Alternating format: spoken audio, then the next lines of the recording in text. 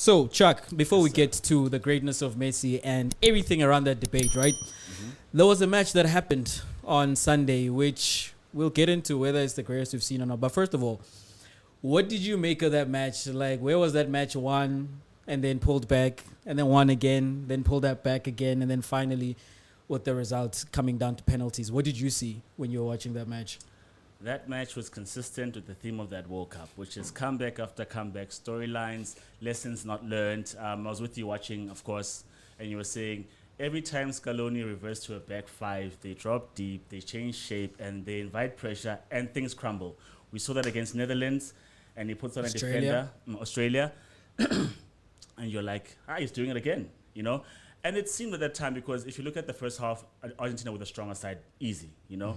And then Deschamps made changes towards the end of the first half to try change the shape, try change the way they play. And then when he put on defender S5 to play that back five, it looked like, because they dropped deep, you're like, it's going to happen again. And lo and behold, it happens again. It was an amazing watch, an amazing final, because the shining stars of said teams stood up and they were counted. They scored penalties, they scored goals. They were the talisman that they were supposed to be. Mbappe scoring a hat-trick in the World Cup final hasn't happened since, 58 or whatever.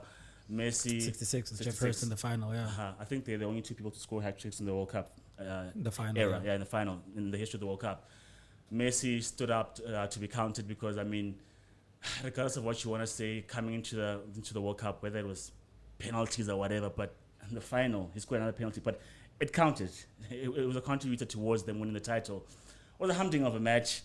I was watching it with you, and I want to say that my boy says to me when Argentina 2 up, Naranjan, then we have to record this week, especially if Messi wins. I'm like, what do you mean, especially if Messi wins? But here we are, because Messi won anyway, so I couldn't have said no. It was a great watch. I was happy when the first goal came in, because inevitably it seemed like the momentum was going to switch. I was happy when Mbappe scored the second. It was an amazing game. It was at first, Argentina were playing them off the park. Yeah. France had nothing to offer. But when you look at the entire game all the way to extra time, it was amazing. It was amazing. How was your experience? So, for 80 minutes, there was only one winner in that game, and that was Argentina, you know? And there was just like a few fascinating things. To begin with, like the inclusion of Di Maria. Whenever there's a big game, Di Maria has to play. Like I've said this countless times, like the biggest of big game players, this side of Zinedine Zidane. And once again, he showed up in that final. I thought actually he was going to be played on the right-hand side, because having seen France previous matches, the previous match when Konate was playing, especially, when Theo Hernandez goes into attacking mode and he's high and is vacated that left-back position, you find that the left centre-back covers him. And when that happens, that leaves then Varane by himself in the center. And I thought, okay, if you have Messi and Di Maria on that side, you can exploit that gap that will appear. But instead, Scaloni plays Di Maria on the left, on the right-hand side of the France's defense, which is a stroke of genius, which is not something I thought I would associate with Scaloni, which I did for a moment until he went to the back five again. But in terms of Di Maria, so Jules Koundé was their right back, because Pavard was not quite himself, like coming into this World Cup, and they did not have a replacement right back in the same way they had the Hernandez brothers on the other side. And what Scaloni then did was, okay, we are going to target the centre back who is doubling as a right back in this particular tournament. And seemingly no one had done that quite to the extent that Argentina were doing it with Di Maria. Every single time they had the ball, they were doing the diagonal towards Di Maria, and he was then charged to take him on. And the other thing on that side is that Dembele, not known for his defensive prowess, and when he did try to defend, that's where the penalty came from. So including Di Maria from the start, which I would not have advised with, because they did so well against Croatia with the result, that maybe you have Di Maria as an ace up your sleeve. But that was, as I'm saying, a stroke of genius from Scaloni, and it worked. On the side of France, they were not there for the first 80 minutes. And I have to actually think, Chuck, that report that we heard about them falling sick, I have to think that contributed to why they looked so flat for so long. Because, yes, this is not vintage France from 2018, but they had done well enough to get to the final. And in the final, for almost the entirety of the match, this is when they look their worst, you know. And then Deschamps responds by removing a Griezmann, who we had said Griezmann had taken up the slack that was left by Paul Pogba, and he also removes Giroud, which I thought at the time was a mistake, because having seen what Weghorst did to Argentina, I'm thinking to myself, you've got a physical presence as a striker, keep him on, you know. But then he calls on the Melanin squad, and those boys came through and they did the business. From Thuram, who then it was switched up where they were then, him and Mbappe were doubling up on the Argentine defense on that one side, and they were causing them all sorts of nightmares. And then you have Ekoman as well, who, when I think about it now, Deschamps reacted too late with that one in terms of Dembele. I came into this tournament wanting to see Dembele play from the start, but then he wasn't quite himself. And where you saw Scaloni, we spoke about this like in previous episodes, respond by, he does include McAllister now. Fernandes now, Alvarez, sorry, is playing from the start, whereas before it was another striker. And he stuck with Dembele. And then in the final, when Koeman comes on, Koeman is causing all sorts of problems. He's the one who recovers the ball from Messi, and they go on and score. Even when he includes Camavinga. Again, if you had watched Real Madrid last season, you saw how Ancelotti responded to going behind.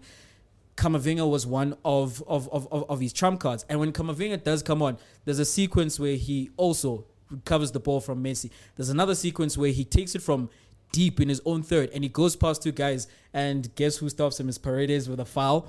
And they changed the game. Those replacements absolutely did the business for France, because, as I'm saying, without that game was petering out to a comfortable win for Argentina. But then the last 10 minutes, I had fears and flashbacks of Netherlands happening again, and it happened again. Yep. And it turned into a pretty amazing match. Look, I think tactically, we were watching together, and you thought Deschamps had jumped the gun in terms of making those subs a bit too early. But when you look at the fact that, I know you also just relayed that information, but looking at the fact that Dembele gave nothing the entire tournament, really, he wasn't going to do much more if he wasn't performing in that first 40. Giroud was a surprise because he was the reference point. He was winning aerial duels. He was a physical threat, as you said, and he basically shone the entire campaign. I think he was brave because what I saw from France is that nothing was happening. And so they needed players who are going to make things happen, like a Thuram, who was physical at running at players, Koeman running at players, and I forget the other side who was number 12. The number 12, yeah, in the first half. They were running at players. So unlike Giroud, who was starved of service, so you can't quite blame him, but you wanted a different type of play. Dembele was also in his position, but not coming deep to collect the ball. Because what you saw for the first 40 minutes is that whenever France played, they couldn't string together more than three passes. It's three passes, it goes long, it's cut out.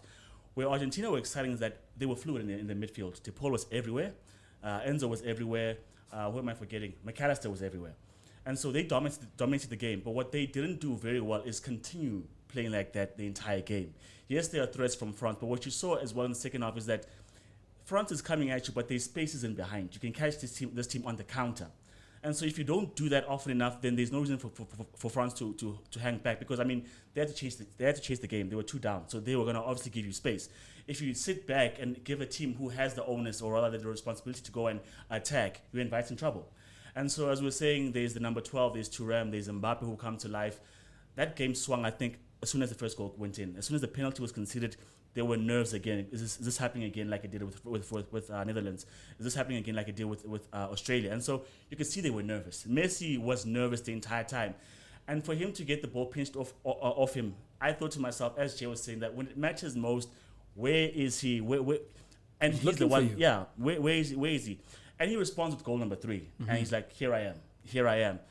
But then Mbappe responds to goal number 3 of his own, a hat-trick in the final. So in terms of storyline, in terms of excitement, man, I was with you when you were celebrating. I was with you when you were in the dumps thinking, it's gone. How did they get picked back the emotions, to 2-2, to 3-3? And I was like, yeah, no, it's all happening. Here's a fun fact as well, as we were watching, because we had a delayed stream at the bar that we were watching at. We were watching on the phone. Yeah. So we were ecstatic way before everyone else was, celebrating, and people didn't know what the hell was going on. Spoiler alerts. We did not give a damn at that point. But in terms of the game, man, what a spectacle. Finals don't play out like this. World Cup, it has to be the greatest World Cup game in this. I want to ask you that question. In this campaign, as much as we've seen great games like the Croatia game, the Brazil game, and Cameroon and whatnot, this is the greatest game of the 2022 World Cup. It was a fitting end to what has been the greatest tournament of all time. I think we can agree on that.